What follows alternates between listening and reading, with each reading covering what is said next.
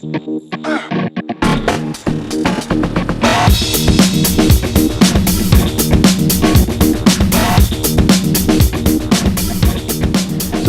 there's all these various different mechanisms, and once again, even at the highest level, we're always interacting with the chairman of the corporation and the senior technical and senior business strategy leadership team of the corporation, where they invite us in, and often it's a group of people from across IBM where we kind of come together in one of these virtual workforce teams and collectively bring a topic that they've kind of allocated to us, or Close, we'd like to know about this. And so we collectively bring this together, and that helps them learn from the research that we've done, but it also helps all of us that have been involved in the team process to get to know each other, to cross-pollinate, and with all the tools we have access to, the expertise discovery at the same time, and the activities, and all the mechanisms that we use to share content and share ideas, we establish these virtual teams that span right across the entire company that are very ad hoc, and they ebb and flow in terms of activity and how many people are doing how much work at any given point of time. But the company's really evolved from kind of a pyramid command and control kind of structure to this very different kind of organization where divisional boundaries don't mean nearly what they used to, not that many years ago.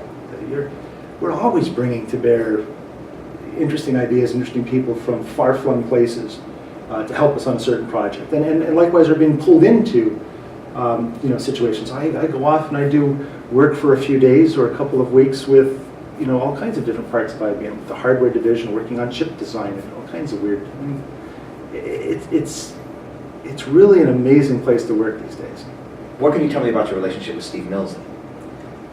Well, Steve is an absolutely remarkable business leader. He is one of the smartest people I have ever met, and his instincts are so sharp. He has this uncanny ability to, take something that I've spent, 4 or 6 weeks working on, and that I'm coming to present and explain something to him, and he gets it in 20 seconds. Okay, great, got it, boom, boom, move to the next thing. It's really an amazing pleasure. It's so much fun to be around people like Steve Mills because you just learn so much all the time. The Lotus division in collaboration is really becoming very important to the IBM Corporation. Most of the last 15 to 20 years was spent in what you might call an automation agenda, right? Companies were trying to optimize operations, tune business processes, apply best practices. We had all kinds of wonderful names for it: business process reengineering and Six Sigma initiatives, and the era of supply chain optimization and ERP systems. And there was tremendous things that happened. IBM used to have 128 CIO offices in 1992. 10 years later, we had one. We used to have 64 networks, now we have one. And applications, we used to be over 16,000, now there's many, many, many fewer. And we do business in 178 countries, something like that in the world.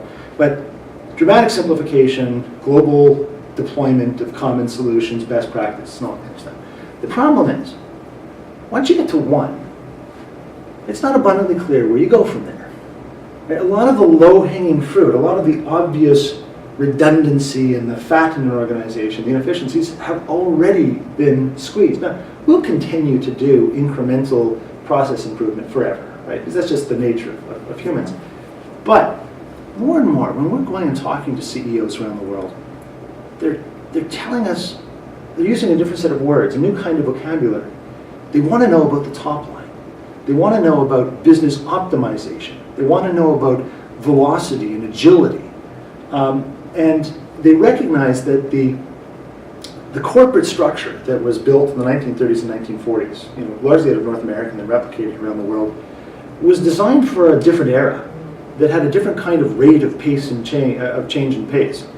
The era that we currently live in is different, and the information is so readily available and things happen so quickly that that people are looking at finding new ways of harnessing the raw potential of an organization, allowing it to be organically optimized so that decisions can be made very, very quickly, and that the best and brightest ideas can be recognized and iterated and promoted in an organization and turned into a good or service really, really quickly. And they're recognizing that they need access to a new kind of infrastructure that facilitates the efficient discovery of expertise, communication between disparate elements inside of an organization or between organizations and between companies, so that that collective intelligence and energy and enthusiasm can be harnessed really efficiently. And it's into that world that the Lotus technologies of collaboration and communications and social computing inserts itself. And because of that, it's becoming increasingly strategic. We get a tremendous amount of time in front of the chairman of the company, in front of the senior leadership, the board of directors of the company, and an awful lot of time in front of Steve Mills, because this group of technology is about people and about optimizing the potential of people. And that's the next great horizon in the information technology industry. That's the next great opportunity to increase organizational productivity. That sounds wonderful.